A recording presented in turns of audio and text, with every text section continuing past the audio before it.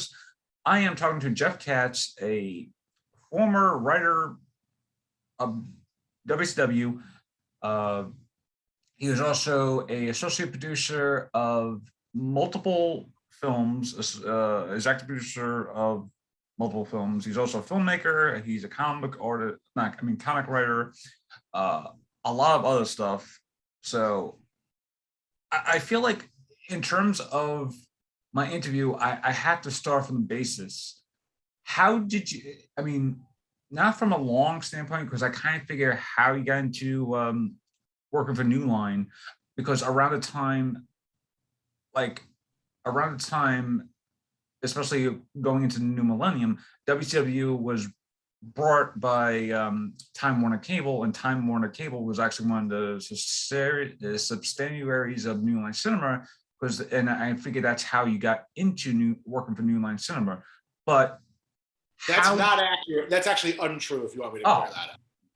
How dare you? How dare you start this off incorrectly? Damn it! No. So in actuality, New Line was already under the Turner umbrella, and at that point was already Time Warner. Okay. Because Bob and Ted Turner had done business going way back before ultimately New Line initially was brought into Time Warner under the Turner banner, but was all Time Warner pretty quickly. And so in my case, I had started writing Bob Shea at New Line when I was like 8 years old. I met Bob's father randomly at a dinner party my parents were at in suburban Detroit. Kind of charmed him, made a bet with him, because where I grew up, I'm from a little tiny town in suburban Detroit, and like my next door neighbors when I was a little kid were the Ramey family, so Sam and Ted and their whole family, and then Bob Shea's dad lived in another part of the town. It's really weird. And Detroit, if you look at genre movies, Roger Corman, Bruckheimer, there's a really weird something in those trees. Yeah. But I made a bet with Bob's dad, Max, about Freddy's Nightmares TV series, won the bet, and as a result, he had to send my letter to Bob and get me autographed Nightmare on Elm Street posters. Nice. And so I won the bet, and then Bob and I started corresponding. And when I was like 8 or 9 years old, he said, "Someday, son, I hope to be able to hire you, and you can come and make a Nightmare on Elm Street movie." Da da da da da. Little knowing that I would take him quite seriously and do it. So now, while I was working at WCW, I started in radio when I was 15, then went to WCW at like 16. And so by the time I called in, I went to a year of college, majored in bong rips and partying and failed attempts of picking up women. And basically, I got Bob on the phone, and Bob was like, listen, you're 19, you can PA or intern. There's only things I can really offer you. And because Mike DeLuca, who was running the studio, was a college dropout, turned intern, I said, well, I'm going to do that. But more so, I will say for WCW, at the time in the Time Warner portfolio, when I called in, WCW was a hot product and was doing well for Time Warner. Oh, yeah. It was one of the more overachieving properties they had. It was kind of a downtime for corporate. So Bob was aware of what I was doing, or at least was impressed by that when we talked.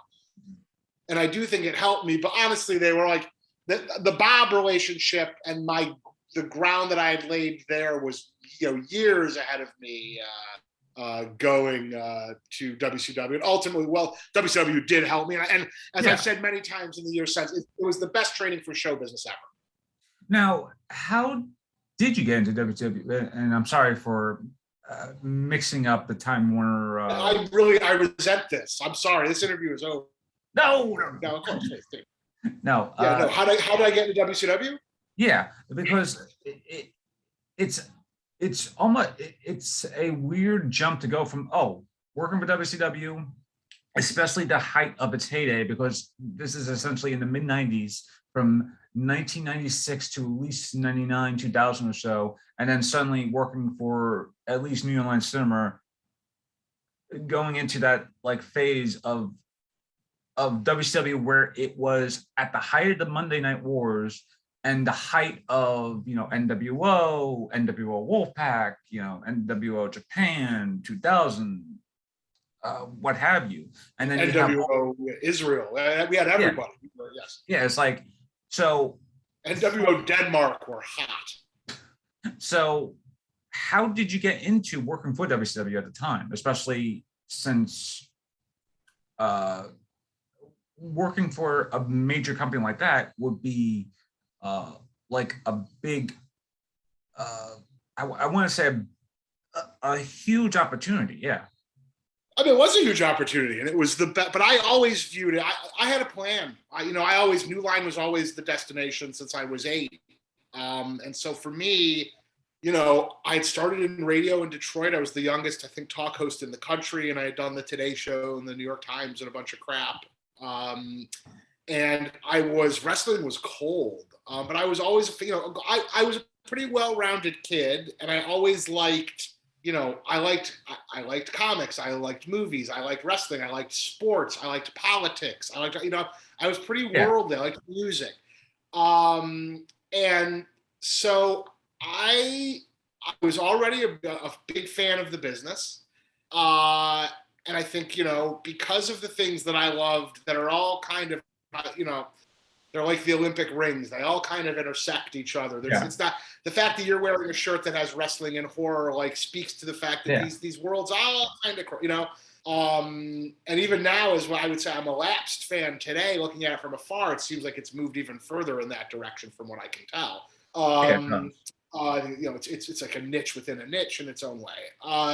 But I was always a fan of it. And so at the time when it was cold, I was the only one in town that, like, when they would come, that would promote it. And I had a radio show. And so I'd have, like, Jimmy Hart, and I think Sherry might have been on. And they knew me. Zane Bresloff, who's really maybe the single most underrated major name in the history. The guy, Zane Bresloff should be in every Hall of Fame known to mankind. Zane Bresloff is, outside of Vince McMahon and Eric Bischoff, as responsible for the boom periods in our lifetime.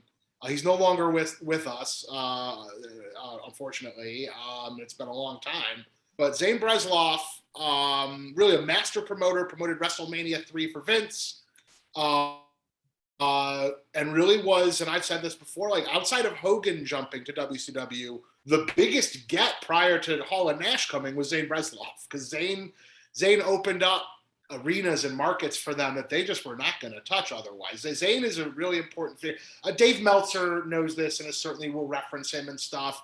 And someone had mentioned on the Reddit wrestling thing that, like, I think Bischoff puts him over, which does not surprise me, obviously. But Zane took an interest in me and saw that I maybe had something, and started to advocate for me. And I ended up at the press conference for Halloween Havoc in, like, 94, 95 with Hogan and Flair, and their retirement match, which is hilarious. And Muhammad Ali and Mr. T. And I actually got to take my dad, because I couldn't drive. I was like 15. So my dad had to drive me, and he's sitting there reading the paper, watching me interacting with Muhammad Ali and stuff, which was pretty cool. And so that's when I first met Bischoff, and he was aware of me through Zane. And then Zane would then connect me with Jimmy Hart, and Jimmy would take my creative ideas, and they'd come to town, and my high school friends would be sitting in the front row, and I'd be backstage with Jimmy talking creative as a high school student. So I just very fortunate, really, that those guys took an interest in me and saw something in me. And then eventually, after I'd wrapped the radio show and frankly had gone through a really sort of tough run of, like, oh God, what do I want to do next? I've peaked at 16 or whatever. Flew my mother and I out, because again, I was underage. They couldn't fly me out by myself, to Atlanta and offer me a job, and went from there. And it, so to this day, like, I have a lot, I'm incredibly grateful to Zane and to Eric and to Jimmy and to all of those people who took a chance on me, because hire a 16-year-old chubby kid from Detroit who could talk, certainly, and I knew what I was doing in the room, but that's particularly going into the period that you speak to, which is a pretty heady historical period for the business. Pretty cool, and not something I take for granted. Never have. Of course. But yeah, going into that period, what was like the writer's room like compared? It's like you hear stories now where it's like, oh, like Vince McMahon tears up the script for No, yeah, no, like, yeah, no. I wasn't really. Like, I was brought in. It was weird. I was hired originally because they were gonna do pay per view like streaming, right? Which is where I spent the bulk of my time. But also, they were going to do for TNT a WCW branded kids game show. Like, do you remember Double Dare, which used to be on oh Nickelodeon? wow, So it was in the zone of that, and I was going to host that. That was actually what I was originally brought in for. And in my first meeting, I said to Eric, because Eric's like, well, what do you want to do? And I was like, I want to be on creative. And he says, well, that's an eventual thing, but like, I got to start you somewhere and you'll get a feel for the yeah, business, da da da. And so they brought me in originally to do that. I end up doing play-by-play stuff with Mark Madden and having a great time doing that. And it was really, I think people knew me as an Eric guy because I was his hire, and Zane, that didn't hurt. And so I was treated great. But I think really, once Hall and Nash were in and took a liking to me, and once DDP was like, this kid's on the ball, that was when, and so I'm not sitting in booking meetings with them, but I'm being trusted with, hey, what do you think of this? And with top guys. And yeah, so that becomes pretty heady. And for me, like, it's weird. Like, I have my memories of WCW, particularly given, like, I would read the Observer and the Torch. Those are really the two things you had back then, right?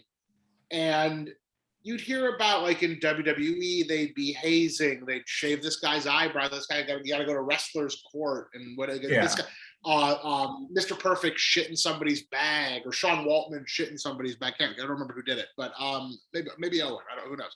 But I was never hazed. I was treated incredibly well, and I was treated like a confidant. So, like, whether it was Benoit trusting me to be like, how do I crack a character? It's what's holding me back, and he was very aware of that.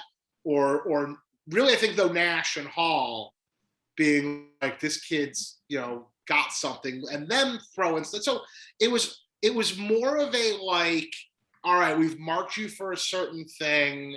But most of it's through just like shooting the shit with for all the stuff you hear about that locker room and the politics, which, don't get me wrong, if you were, like, it existed, but not where I was.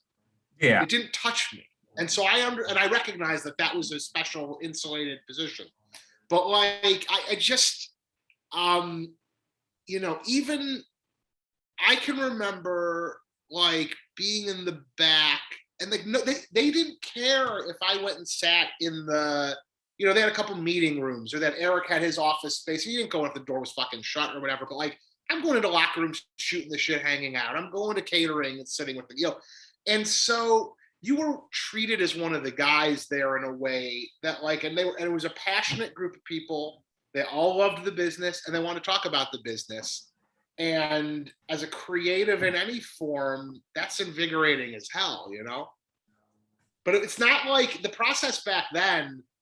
It's not like today where you hear about, like, Vince has hired a bunch of, like, writers who don't understand wrestling. Like, I went to a dinner. There was a show in Seattle when DDP first won the title. Seattle or Tacoma? I want to say Seattle. And we went, and Nash was the booker. And it was a good show. It was a really good show. And it was at a time when we were like, things were sort of not great. It was towards the end. And I remember going to dinner. I got invited by Nash to go to, like, his booking committee dinner after the show. And it was Nash, Kevin Sullivan, Mike Graham. I'm missing somebody. And then Randy Savage and Gorgeous George, if you remember when he had Gorgeous George with him at the time. And, we're sitting there talking about the business, because that's what you did, or a little bit of baseball because Sullivan was there. And I don't even remember what the subject matter was, but something I said caught Savage's eye, and I didn't know Savage well. Like, Savage, very friendly if I had to deal with, but didn't know him well. And Savage, maybe one of the greatest compliments I've ever gotten in any business, looked at me with a twinkle in his eye and he smiled and he put his finger at me and he went, "He gets it. He gets it." And I never forgot. I still, and so like to get to be in those positions, even in an unofficial capacity, pretty fucking cool. Because by that point, I was already in LA at New Line and sort of knew I was leaving and knew I was going to try to help the business at some point from an executive position if I could. But it just an incredible experience, an incredible way to spend your teens, certainly, especially in that time period. And make no mistake, the reason they started losing was when I started phasing out. There's no question about that. Undoubtedly, that was it. That was the untold factor. They should have had a chapter in the Death of WCW book, The Kiss of Death. Yeah. Which brings me to mind.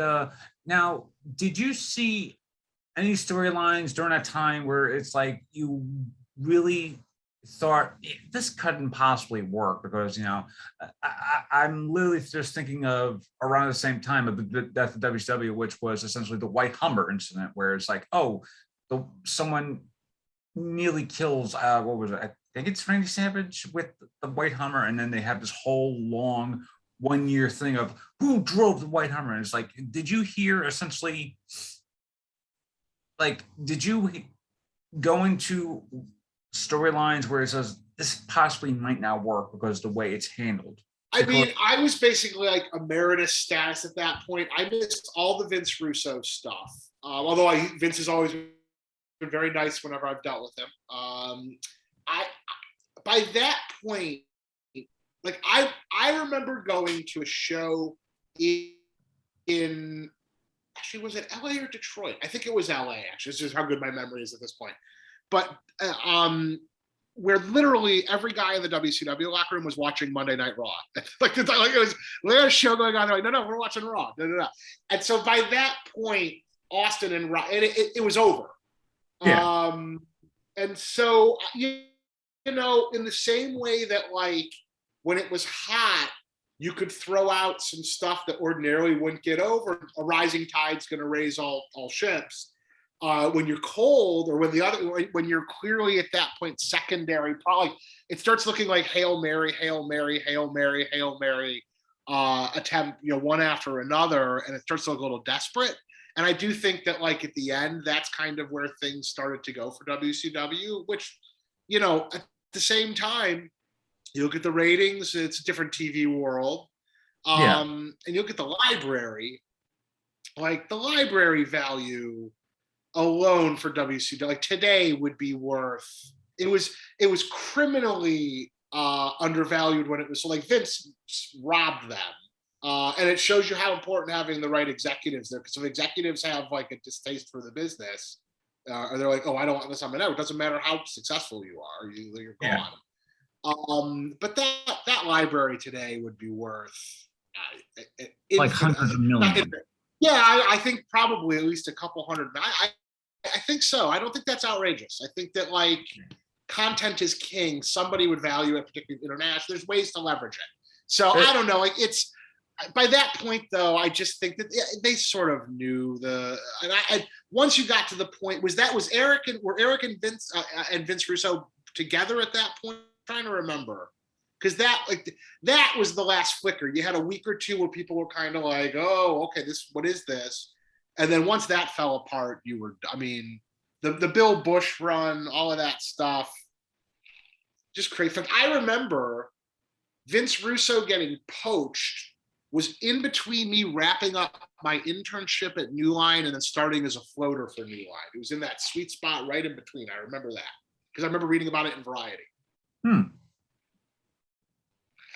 it was a big deal at the time. Bill Bush, that was like they thought that was going to be something. But, they were, as you know, because you watch it, they were two different audiences. Yeah. And the WCW audience, like, they're not coming back.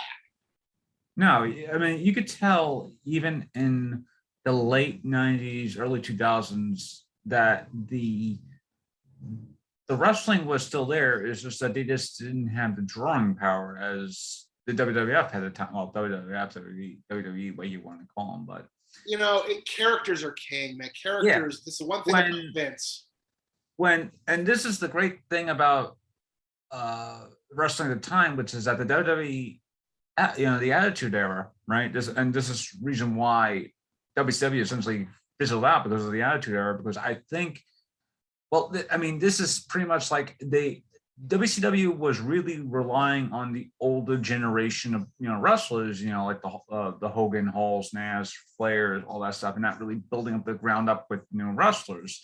Where it's like, oh, you have like a multitude of wrestlers who are up and coming, promising wrestlers, and they're kind of like, I wouldn't say being held down, but they are being held down because of either clout or control or just star power itself. But then you just switch over to WWE at the time, and then you see, The Rock, Austin, even though he was already like maybe into a decade or so, The Undertaker at the time was even more popular than he was when he first came in, and you just have, it's like more of the lightning strikes in a bottle for the WWF during the time compared to like say WCW, where it's like a lot of the stuff that was happening was because of I don't know if there was infighting between people. I don't know. It's like in WCW, sure, there were tons of politics was all there, of course. For sure. Okay.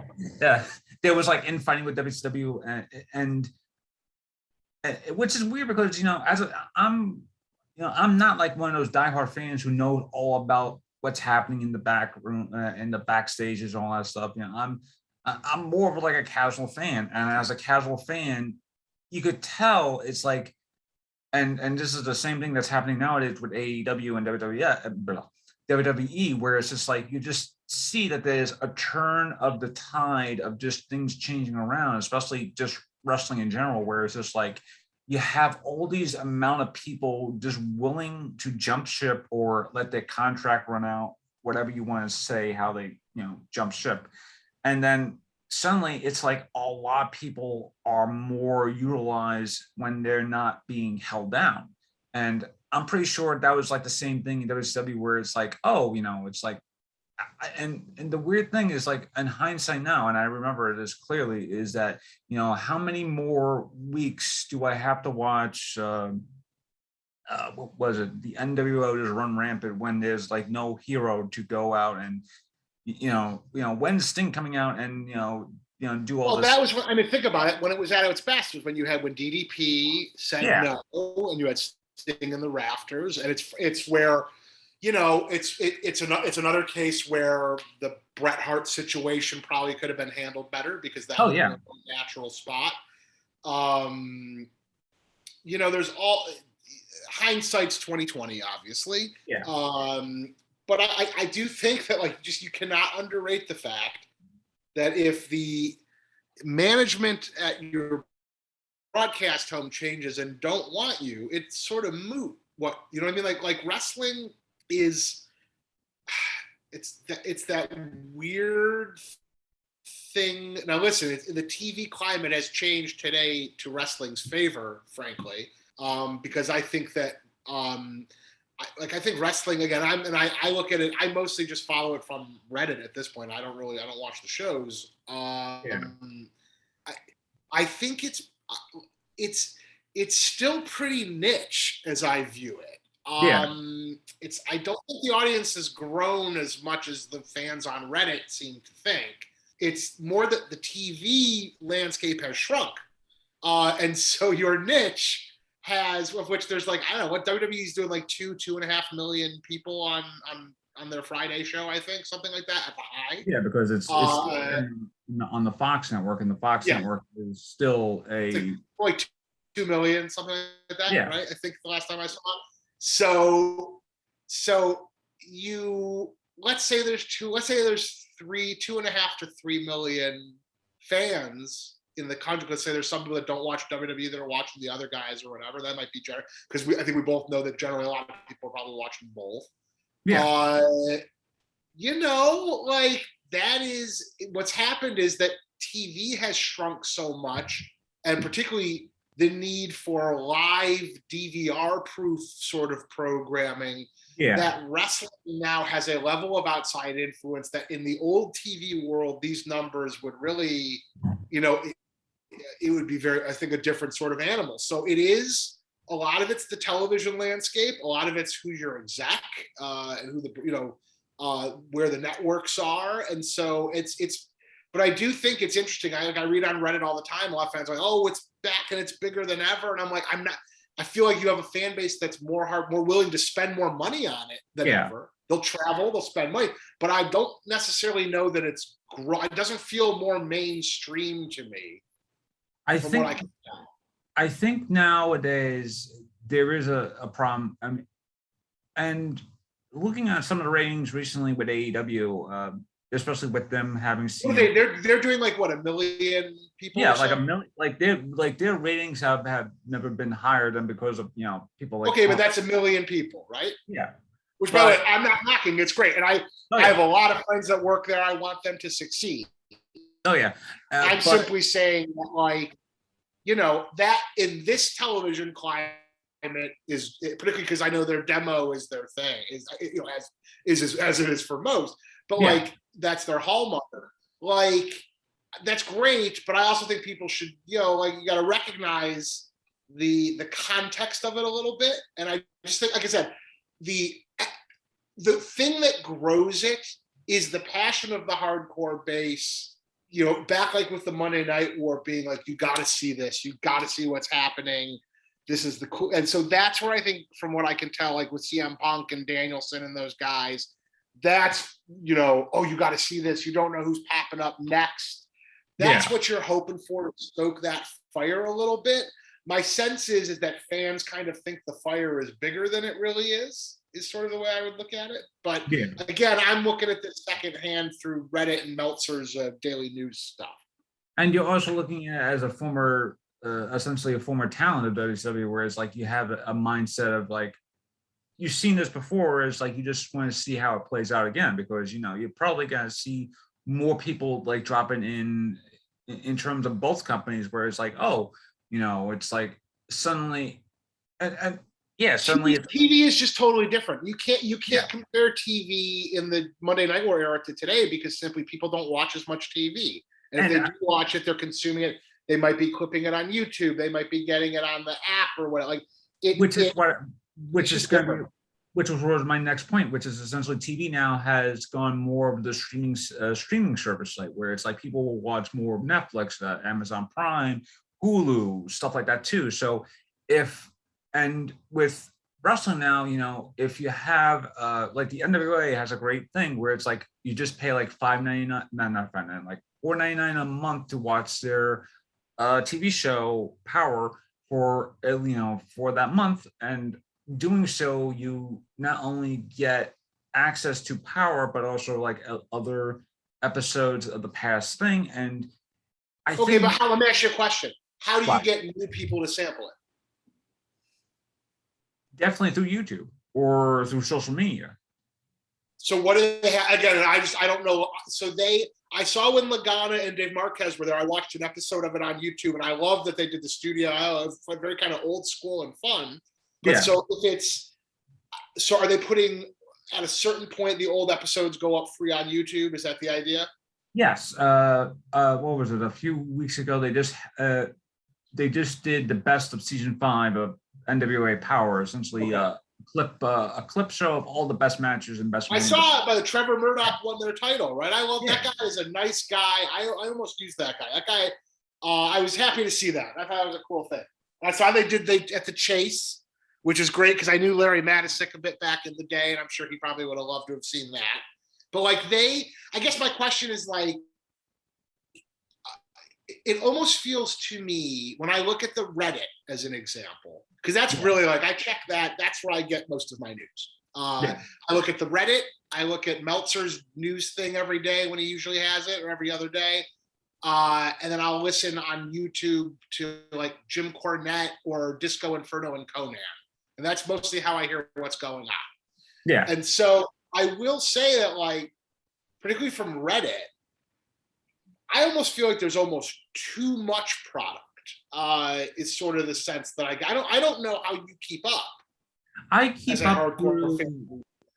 I honestly keep up with just the casual watching of wrestling, but also to Twitter, because I feel like Twitter has a much more of a inkling of breaking news rather than, oh, it's like you have to wait, like say if there was a breaking news in wrestling, you would have to like maybe wait like a week or two before it pops up in a wrestling newsletter or something like that. Oh, I'm sure Twitter's changed all of that tremendously. Yes, I'm sure. Yeah, where it's like, oh, there's rumors of John X like leaving IEP or whatever it is, and then suddenly it's like IEP John X now leaving, all that stuff, and now it's like, no, I'm not leaving. And it's like, why do it's like, but let me ask you a question. Like, as a fan, yeah, all right, so do you watch WWE? kind of broke up. What was that? You kind of broke up there. Oh, do you watch any WWE? I watched WWE in a casual sense, like Okay. Do you watch any AEW? Again, in a casual sense. Okay, you're watching NWA. Yeah. Do you watch New Japan?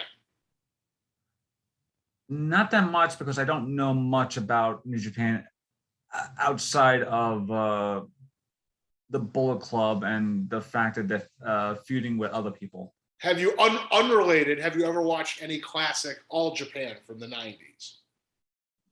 Do yourself a favor if you have not. No, if I do yourself a favor, go on YouTube. I'm sure they're there. It is on YouTube. Okay, go start with Misawa versus Jumbo Tsuruta and do that story. Then do Misawa versus Stan Hansen.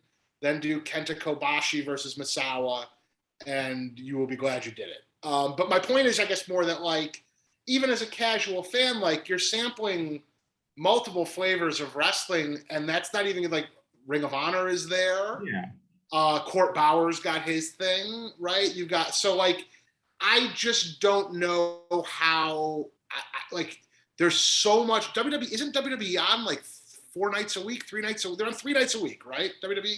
Essentially 5, I believe. You're because kidding.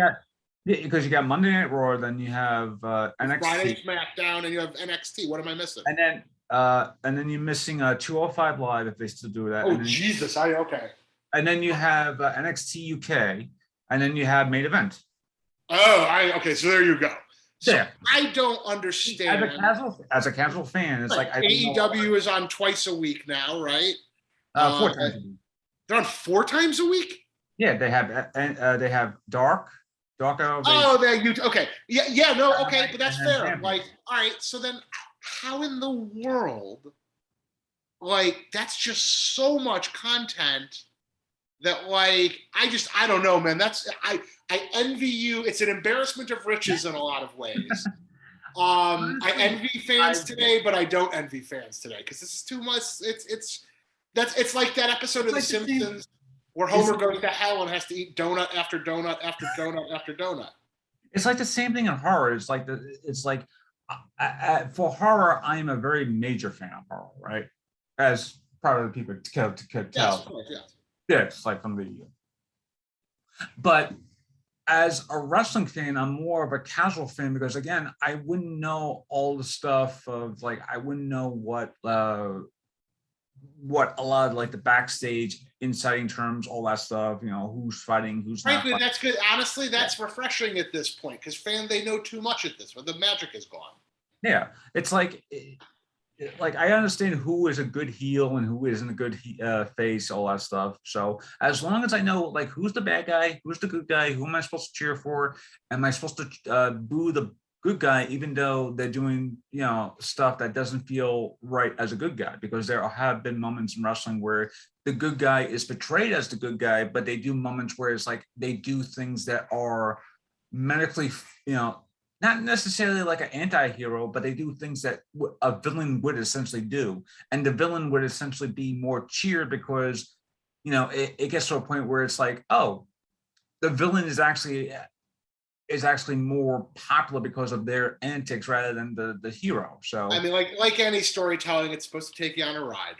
Yeah. And honestly, the way I immerse myself is like what you just said before. I have Reddit, I have Twitter, I have essentially those two main things, because I don't read the dirt, I don't read like dirt sheets, because if I read dirt sheets, then I'm like, I'm reading stuff that I'm being spoiled with. But if I'm reading stuff that I see on Twitter and I'm seeing it through a more casual eye, it's like, oh, it's like, tonight, John X, debuts on tonight's, big pay-per-view. And then it's like, if I had read that on like a wrestling or newsletter, but like I would have known that like maybe 2 weeks in advance. But I rather be more mindful about what's happening now compared to say, in other words, I'd rather not be spoiled to stuff I have known already compared to now where I want to be living in the moment and actually seeing something that's happening. I think for any company that creates content, that's awesome to hear. I think you're a dying breed in some ways in terms of the Thank you. hardcore fan base, because I think spoiler culture is kind of now just a thing. Yeah, there is. That is what it is. I don't know. I don't know that you can put that toothpaste back in the tube. Now, going off of WCW and kind of like still in the process of going, transitioning into horror. I know I just talked to you about before we just start recording, which is that essentially horror and wrestling do have like this very odd mixture of, going hand in hand.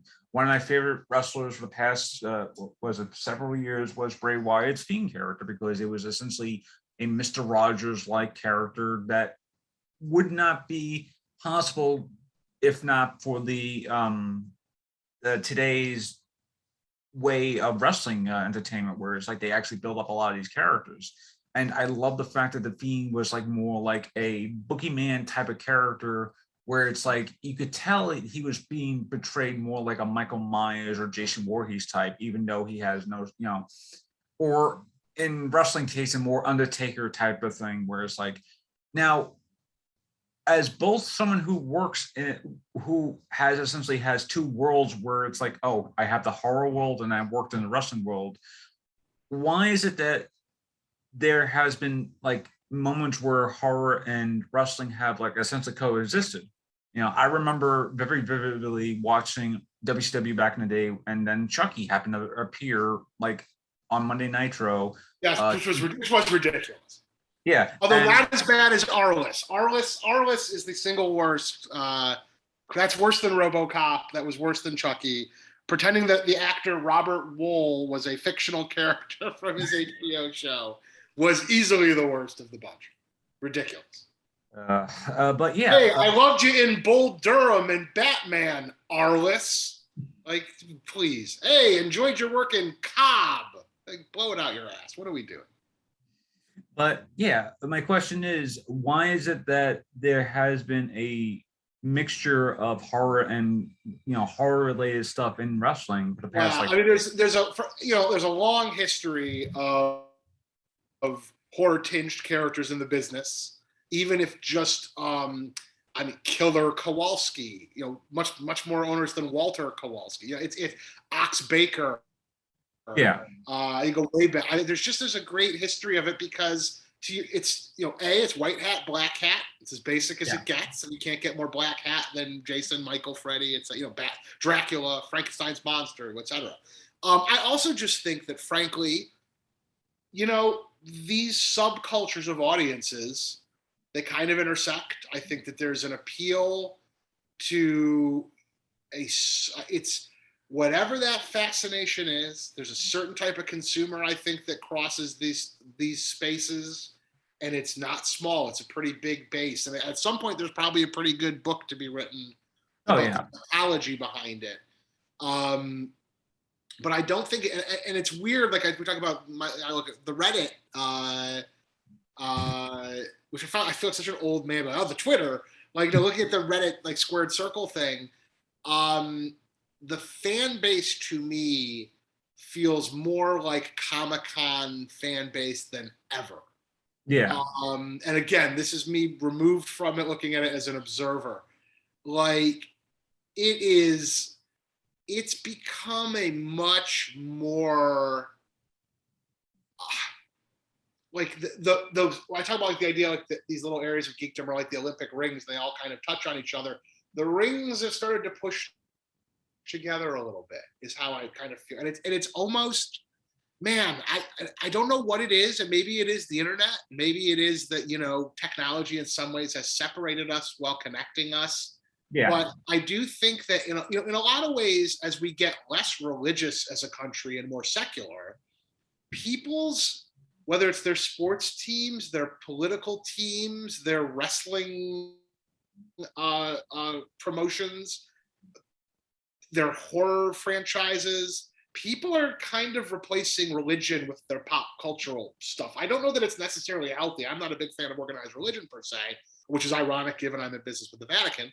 But you know, like who have been great partners, but like I do think in a weird way, it's like when you look at Marvel and DC fans today, they're no different than like watching Democrats and Republicans yelling at each other. Yeah.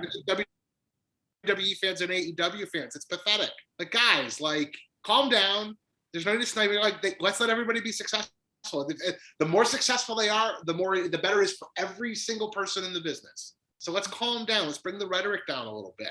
But I do think that that's like, it's weird. But I think people take their pop culture now, like, at a level infinitely more seriously than it's ever been taken in our lifetimes. I don't know that that could be disputed at this point. Just given spend an hour on Twitter when when one of these debates breaks out. And so I think in a weird way, it's sharpened the focus for these audiences, and it's made them more passionate and hardcore. Although, like I said, like I do think there are maybe some negatives. Oh, my Alexa devices. I don't know why I triggered it somehow. Excuse me. They're listening to us. There may be some negatives to it. It's really weird. Like I've just noticed this. We're becoming a harsher society in general. And I do think it applies to pop culture in a way that's not necessarily healthy. But I will say that, like,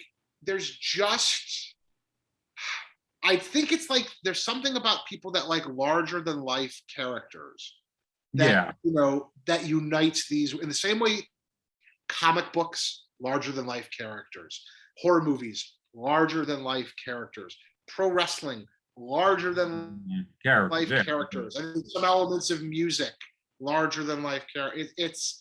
I think it's that to a large level.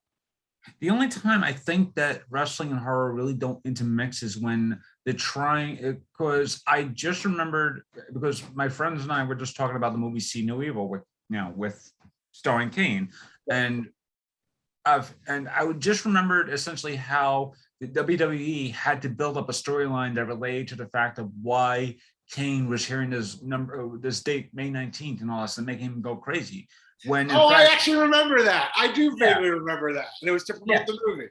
Yeah, and instead of being about the movie, they made it into this whole thing where it's like, this just happened to be a date where something that happened or something. I don't remember it being quite clearly, but it also happened to be something to the fact of this date also was colliding with the fact that his movie happened to be released on May 19th. I mean, are you suggesting that WWE is capable of doing hackneyed forms of promotion? I find that shocking, sir. No. Yeah, I mean, that's what it is. But there's a great history of it, and I don't think that's going away. I think there's a reason it works. Now, have you actually and again, what we were just talking about, wrestlers and horror. I do find that wrestlers, when they do pop up in horror movies, they are surprisingly very well compared to, the background you would think they would be not. Nah, wrestlers get one take. So that's why I've always, when I was an executive, I tried to help push wrestlers for cast wherever I could. Yeah. I think if people were to ask John Cena, he would have no problem saying I was his earliest advocate as an executive in town. Dan Bain, his agent, would certainly say that. I'm a very firm believer, just again, like I had 3 years or so of prime training in the space. It was my show business training. I understand Like my ex-girlfriend, who I lived with for years, as we're still very close, we co-parent our dog. She was working at Blumhouse at the time, and I used to say to her, I'd be like, she was in television for them, and I'd be like, you guys need to bring Paul Heyman in and find something for him to do. Yeah. Whether he's Alfred Hitchcock hosting a game show for you, whatever. Like he is, and I used to have to sit her down to try to, and I've known Paul for years. I love Paul, but like, it's not about being friends with somebody. It's like, no, he's perfect for that space. Yeah. And, there is just a skill set. I frankly, like, listen, I wasn't an on-camera performer for them other than hosting a terrible beauty pageant, but I literally like put a mic in my hand and no script. I learned enough from wrestling. I feel quite confident in my ability to go out and talk. And so you just can't help it. Like I actually think it's almost more challenging. Like you have to be a genetically poor talker. Like I love Bobby Eaton, the late great Bobby Eaton, God rest his soul, who was an incredible worker. And the first time I saw the Alabama Jam, it blew my mind. But like Bobby Eaton couldn't talk, and it was half the fun of his shit with William Regal back in the day when they were the Blue Bloods. But like Bobby Eaton was around Stan Lane and Jim Cornette 24, how many hours a day for how many years? You would assume those are two great talkers. You would assume like osmosis that Bobby Eaton would have been like, no, Benoit, who I loved. All right. I knew Chris well, like it was what it was. And so I'm generally of the belief that like, if you have the slightest knack for gab, spending time around wrestling will only make you better because you just, I mean, the thing I do not understand about WWE, and the thing that I do think if AEW ends up pushing them at all, that I hope you'll see happen, is the overt scripting of promos, which just makes the show lame and more importantly, stops your guys from getting over. Because I'm sorry, like, you gotta get somebody over, they have to be themselves. And it's very hard to be yourself if you don't believe what you're saying. And I know Steve Austin, okay? Like Steve Austin, like that's like Steve Austin believes because it's him. It's him turned up to 11. All right, that's him. Sam Jackson, okay, Sam Jackson is him turned up to 11. Okay, like, and he's utterly confident about it. And he knows exactly what he's fucking doing. He knows what his audience wants, and he knows how to give it to them. And he's confident as hell in his ability to do so. And Steve's the same way. So like by overtly scripting and handcuffing these guys, you prevent them from getting over at that level. And I'm not necessarily sure they want. That does bring up a great question because I didn't realize it didn't pop up to my mind until you just mentioned it, promos. From a wrestling standpoint, how are promos perceived? Is it the day of where they gave you like the same thing as like, okay, here's your promo. We're in Chicago tonight. Talk about the Chicago crowd, all that stuff, and then talk about your opponent? Or is it literally like a full script that you have to memorize until probably you're about to go on stage? Because I've done that previously. My understanding of WWE today is it's closer to the latter, with some guys obviously having some leeway, and that's obviously not shocking given sort of how they work. Yeah. But that, I just don't see, particularly given the fact they try to hire people who don't have wrestling backgrounds, I don't see how that's a ticket to success for any of these performers. The best versions of this traditionally, yes, like if Mick Foley knows he's got an epic thing, Mick's going to work through that ahead of time, as he should. But in general, most guys back in the day, particularly, like, give me your bullet points. Know we got to go get over. You got your little razzle, your things that work with the crowd, okay? But also, I did spend several years out here working for ESPN, hosting stuff for them, and I would go do radio with these guys out here, and it's like playing jazz. Okay, it is. You have a live microphone. You're going out to them. You're in Los Angeles. You're in LA, so you're going out to millions of people. There's no net. It's a live mic. bring your instrument. The other guy's got his instrument, and like, let's go see how let's go play. Which is And one of the that funnest to things. me, like, No, that's sorry. what's missing. Yeah, No, which is but that's the thing. That's the magic.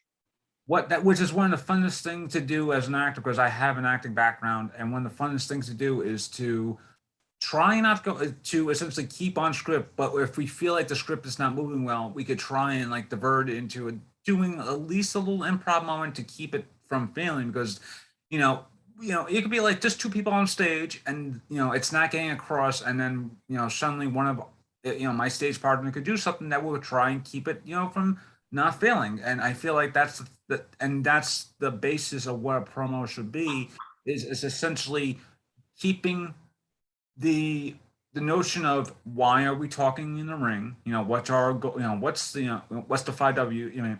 The what's the who, the what, the where, all that stuff. What's our motivation?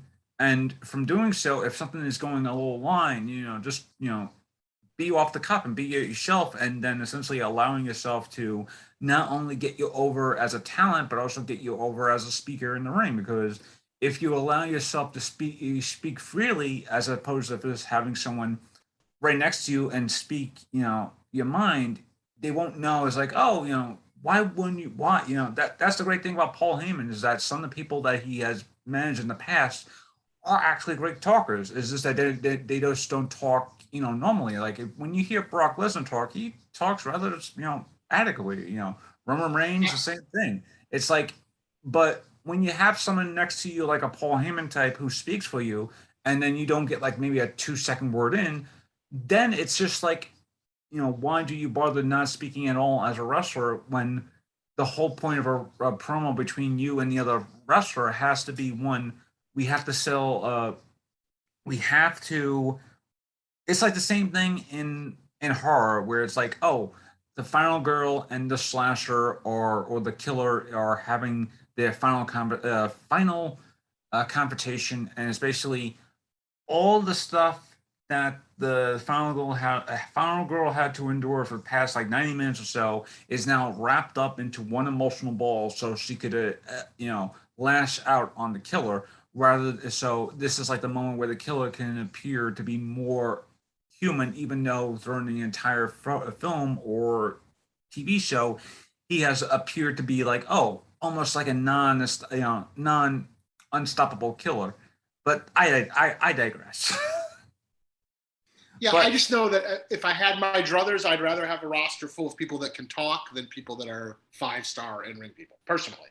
yeah, speaking of horror, so how now you mentioned that you had a way into working for New Line, and then once you managed to work for New Line, what was like the process to being into working essentially in the building that Freddy built? Like, and this is during a time right before New Line Cinema. Well, I'm not sure if this was during the time when New Line Cinema rose up because of the Lord of the Rings, or right as it was about to release the Lord of the Rings. No, so basically, and also really quickly, is it cool? Are we able to wrap around 2:00 my time? And if I'm happy to pick it back up at some point after. Just I got my dog is I gotta go out at some point because I screwed up the scheduling. Oh no, no, 2 o'clock good time. That's like So another like 35 minutes, and then I'm happy to re-record a second half or something at some point. My dog. Normally I'd have him out now. I was gonna do it all before. It's my fault because I screwed up the time. Oh no, that's it. That's perfectly fine. Cool. No worries. I'm happy to do a follow-up thing or whatever. But so anyway, no. So I had I arrived. It's great. I arrived in LA. I drove cross country with my dad. Arrived, and let me say, like, could never have asked for better parents. From the time I started my career as a 15-year-old to WCW to New Line on down, and I'm very grateful they're still with us today. You could not ask for more supportive, cooler, just like, my parents, my 18th birthday was the night of Starrcade in Nashville. So my parents, they're like, fuck it, we're going to fly down to Nashville. We'll go to the show, take you out for your birthday. And so they come backstage, they're meeting everybody. Mean Gene hits on my mom, which is awesome. I love Gene. He's the best. I love Gene. So he's the one guy where I'm like, you know what? It was Gene. I'm okay with it. I loved him so much. Loved him. Everybody loved Gene. Let me imagine how cool you imagine Gene Okerlund to be, and then multiply it by about 100. He was the greatest of all time. I loved him so much. So anyway, if my mom had to leave my dad for somebody, Gene, I would have been okay with. And so, and they went and they watched the show, and it was Roddy Piper and Hogan, I think, in the main event. And then we went and had dinner at Hooters in that, because it was the only thing open after the show. So I've lived a lot of dreams. I'm very grateful to the fact that a lot of it takes having parents that support your dreams is big. But so anyway, I drive out cross country with my dad, arrive in LA on my 20th birthday, and start as an intern at New Line. Like 2 weeks later, I interned 6 months, 40 hours a week for free. I lived on baked potatoes, cantaloupe, and blueberry muffins. It was ridiculous, and I'd saved money from WCW. And basically, my first job, my first day as an intern, was to find Robert Elswit's deal memo on Magnolia, the Paul Thomas Anderson film. My second job was to start stacking and organizing production materials from Lord of the Rings, which at the time was called Jamboree. Jamboree was the internal, security title. Yeah, because you don't want people to know. Just started shooting. They had started shooting maybe 2 months earlier, something like that, 2-3 months earlier. And so I would go, and I'm separating the Uruk-hai armor over here. This is Rohan armor. This is Gondor armor. And the coolest thing in it was Peter Jackson had done a bunch of face model tests for Gollum, for them to start building the model based on his own face. So it's Peter Jackson doing all the Gollum faces that he wants them to start mocking up, that will eventually be used for Andy Serkis's motion capture. So I was there very early on in the process, and it was really an incredible thing to be a part of. And the year of Return of the King was the year I was officially promoted and made, and had Freddy versus Jason. And it was just, I think we all at the time understood, this is Star Wars. You're never living anything like this again. Yeah. And for any one of us that was at New Line for that ride, it's something that's very special. It's something that I think we all feel very grateful to have been around. The entire Lord of the Rings group of talent became part of the family, because they were there for 3 years, and you literally had the years of production. So Ordesky's down there in New Zealand, for years. Then you've got the pre-release build where, once we had the can reel go out, which was like a 20-25 minute can reel built around meeting the little intro at the beginning, meeting the hobbits, and then the Mines of Moria sequence. We were like, oh my God, because it killed at a can. Then they brought it back and screened it for the employees. Employees went nuts. You knew it was going to work.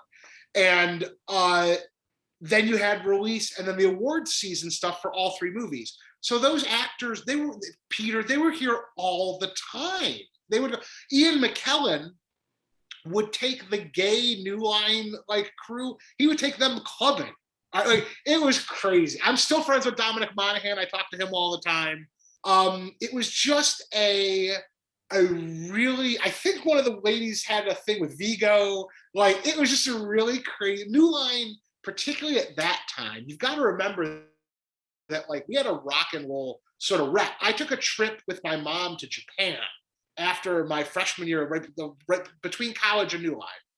And there was an article that came out, and it was, while I was in Japan, by Premiere Magazine, which doesn't exist anymore, but Premiere, if you remember, at the time was kind of a big deal.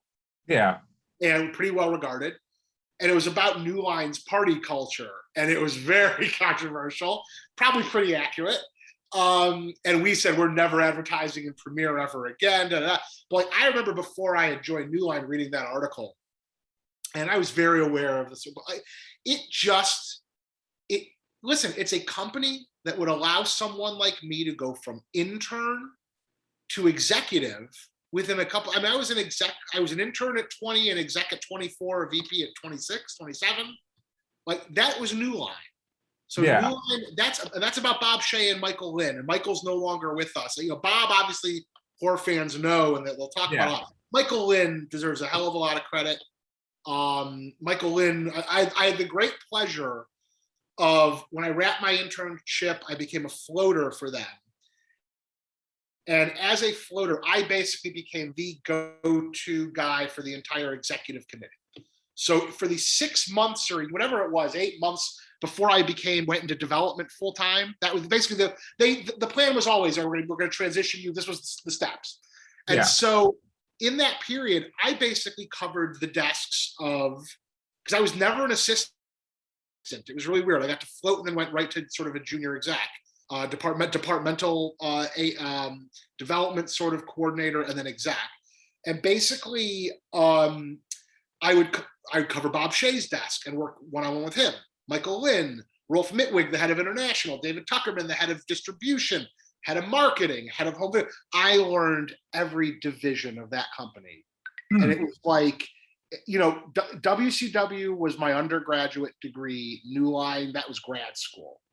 And and so to do that, have that access, be trusted by those guys, and then also to be there during Lord of the Rings as that's going on, and it's every year. All right, like I don't give a shit about it. The Oscars were my bar mitzvah theme. I couldn't give less of a shit about them. If I have a friend, I had a friend who won for Spotlight. I'm happy for her. If Guillermo, I love Guillermo. I'm happy for him. But like otherwise, I just generally don't give a shit. It's nasty and political and horrifying to be around. But like, you know, we had every year a Lord of the Rings, that shit going on. And like, those parties were fun. I'm not going to pretend those parties were fun. I honestly Paris Hilton fell in the pool at Bob's house. I honestly remember when, and this is when like the Lord of the Rings has always been a special part of my history, because that was my teen like movie growing up, because I was like so fascinated, because it's how it's, and yeah, what Star Wars was for me, Lord of the Rings is for that next generation. Yeah, for that millennial generation. Yeah. Well, millennial. I don't really like using the term millennial, because I don't feel like I am a millennial, because I was born in '86. I feel like I'm like I think technically, aren't you a millennial then in that case? I think. Yeah, but then again, I feel like I wouldn't want the tag either. You guys have been tired and feathered all over. I'm in a very weird niche, all that stuff, in terms of that generation gap. But when I was growing up with New Line Cinema, I always thought it was like, oh, it was like what you just said before. It's the Rockstar film company, where it's like, yeah, we were rock and roll. We were cool. Yeah. And it's like, even if we failed, we made interesting shit. Yeah, I remembered it was like more horror movies than there were, you know, like action movies, because that's how I always associated New Line Cinema, not because of the Freddy Krueger stuff, but there was more horror related themed movies released by New Line Cinema, or at least distributed by New Line Cinema. And then once Lord of the Rings, it's like that's when I kind of knew, like, oh, New Line Cinema is like a legitimate house now, because they released a trilogy of movies that made like $1 billion in the box office, or I don't remember the actual number, but yeah, it's like the moment Lord of the Rings hit, the first movie, and then the second movie, and then the third movie, it's like it always holds a special place, because I knew it was like New Line Cinema is like, that was like the pinnacle of peak New Line Cinema. But then I also remember growing up with New Line Cinema with films like The Mask, and seeing how that New Line Cinema compared to where it's like, oh, once it's past like New Line, it's like it has like it was the peak, but it was also the beginning of the end. I think people recognize that. Oh, ooh. Also, frankly, like once you, one of the reasons I'm not a big believer in the award stuff is like I'd rather chase box office than prestige. That is me. Yeah. I think chasing prestige is kind of a fool's errand. And the problem is, after you go through being feted every year, and you know, you're the belle of the ball, you get addicted to that. And so you start making, the example I always used to use was like Rob Reiner, who's made like Spinal Tap and The Sure Thing. He's making some good stuff. Then he goes and he makes A Few Good Men, which is really good, but it gets a bunch of nominations. And now suddenly he's like, whoa, wait a minute. I'm a film. I'm an auteur. And that's how you get Ghosts of Mississippi. Okay. Where it's just like the most contrived Oscar grab stuff of all time. And so I think in a lot of ways, some of the wrong lessons were probably taken from it.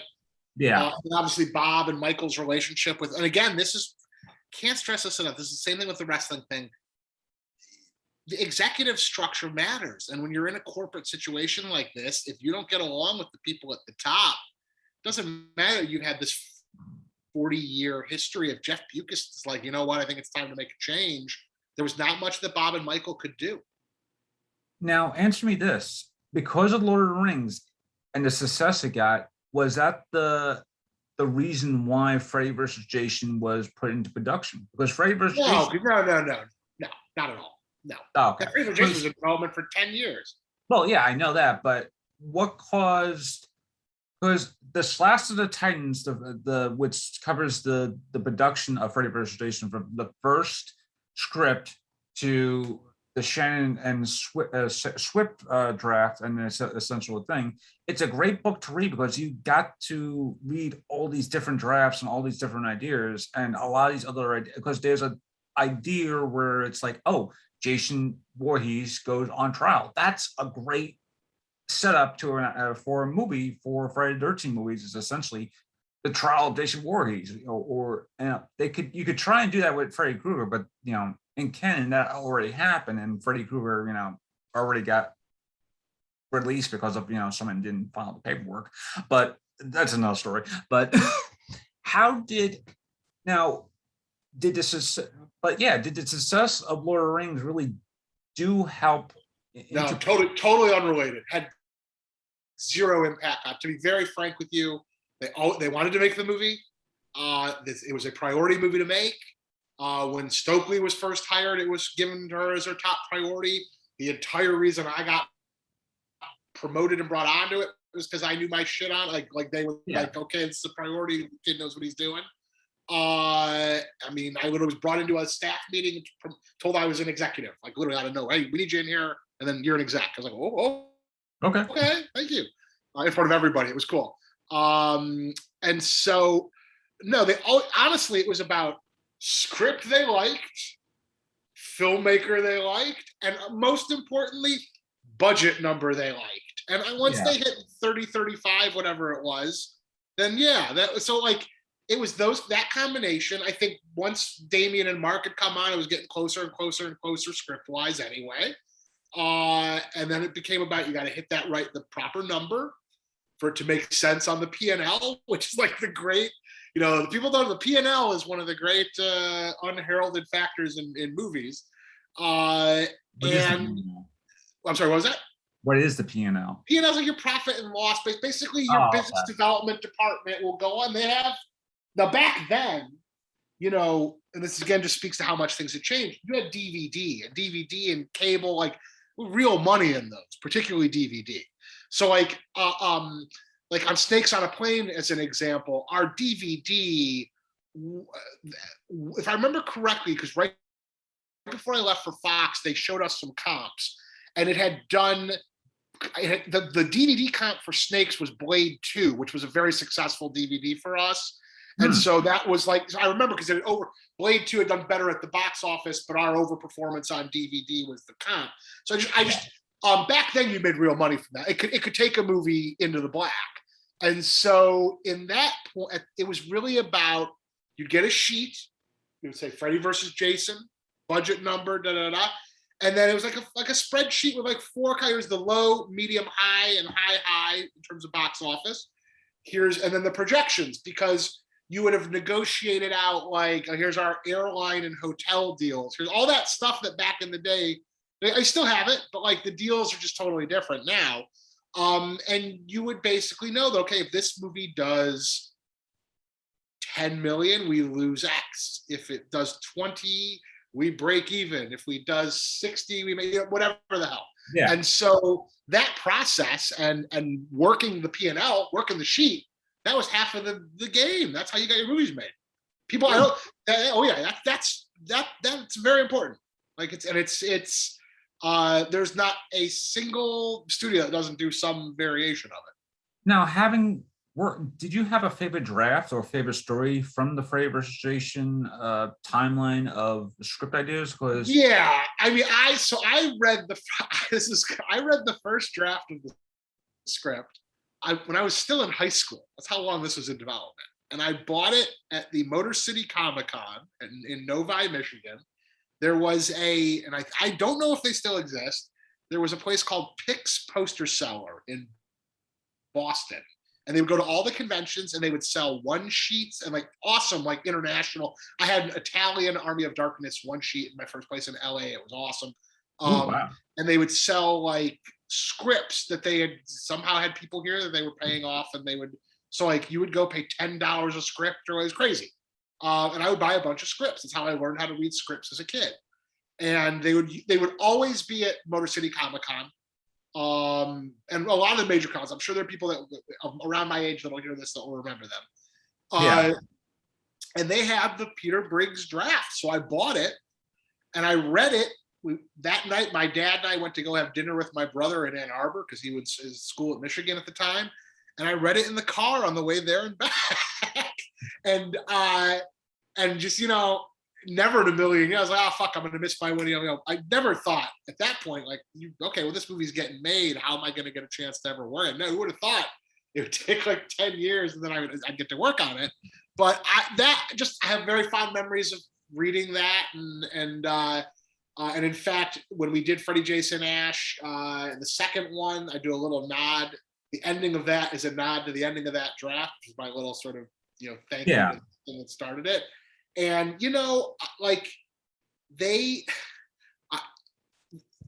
biggest thing that did me a favor in terms of eventually getting to work on it, but that also slowed it, was Scream.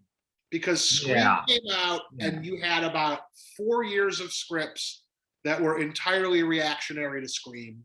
Yeah. Thank God it didn't get made, because it would have been a disaster. I forgot. You had a lot of them. You had several drafts of writers that were Scream adjacent.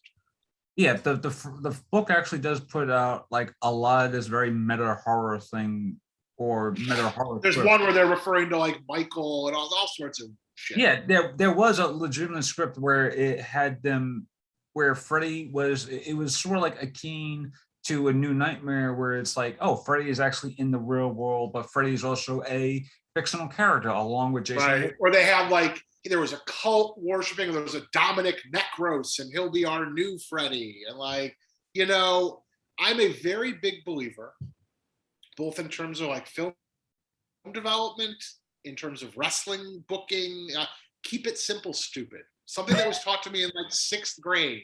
And if the movie is called Freddy versus Jason, and like, let's be honest, audience, they're not coming for My Dinner with Andre.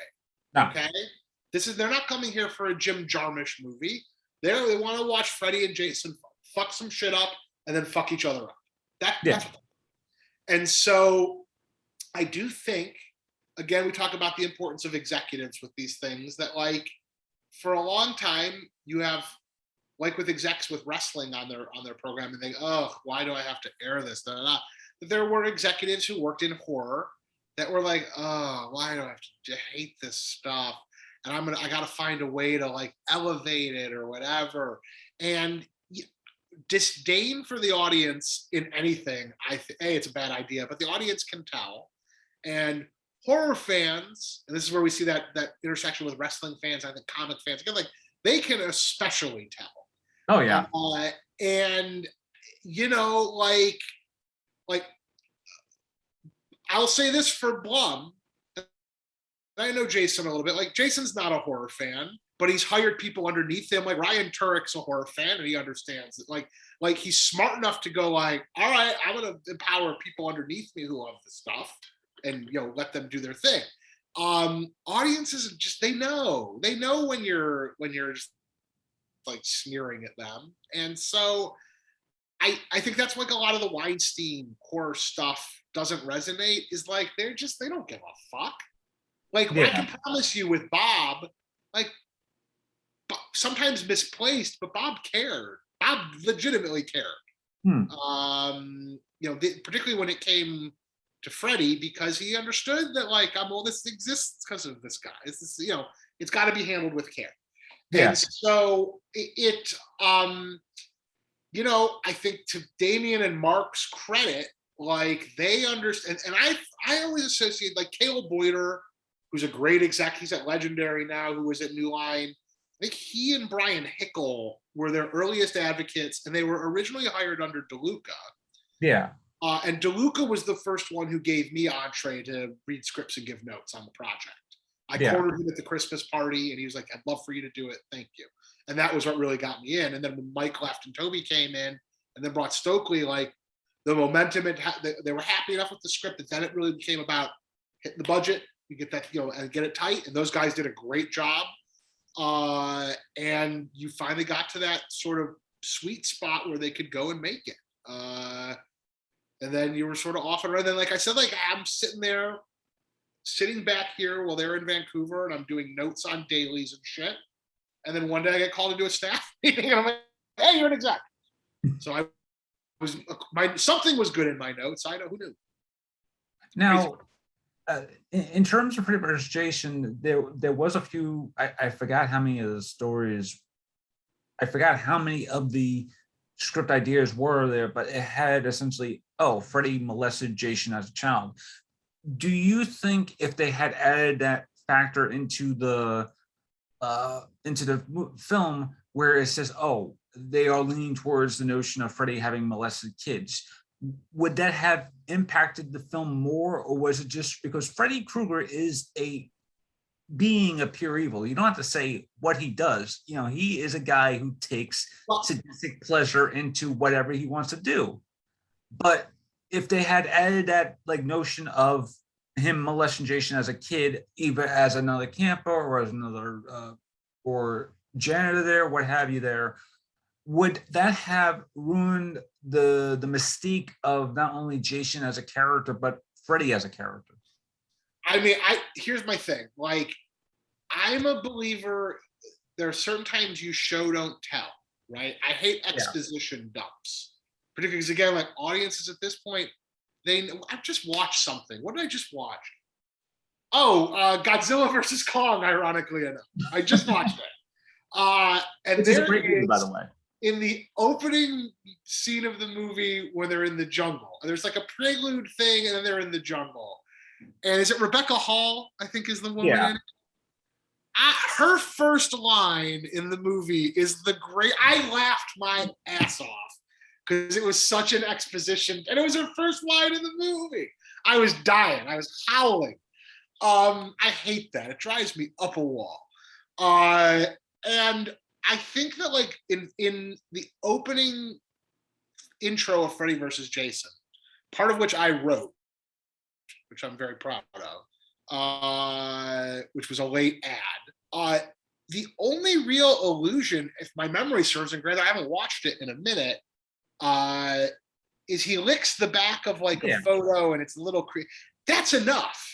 Yeah, that's enough. Right? That's enough. It's creepier for you to imagine what the fuck he's thinking than for you to tell me specifically. When he was a counselor at Camp Crystal Lake, he once, had a hairbrush incident with Jason. Like, I don't know what it adds. I also think that, like, listen, like, if I didn't see the remake, in the remake, is he? That's another thing I wanted to bring up, which was, sorry to interrupt you, but I never saw it. Yeah, and in the remake, that's what they lean into, is that he is. I guess what I thought.